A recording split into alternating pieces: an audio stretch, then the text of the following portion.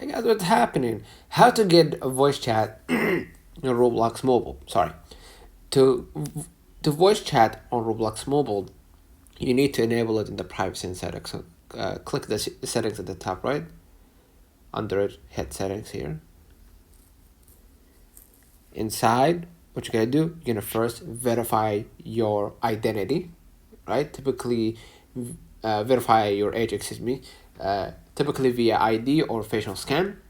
And then what you're gonna do, you're gonna be able to go to the account info here, press it.